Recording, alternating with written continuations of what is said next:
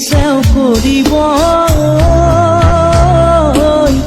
মাজৰ চেও খচালিৰ কামি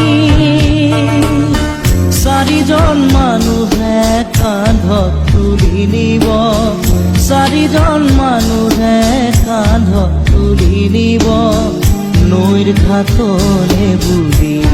মোৰ মনাই ঐ নৈৰ ঘাটলে বুলি দেহৰ ভৰসা নাই বুজিছানে নাই দেহৰ ভৰসা নাই বুজিছানে নাই আজি হাঁহি আছো ক'বতো নোৱাৰো আজি হাঁহি আছো ক'বতো নোৱাৰো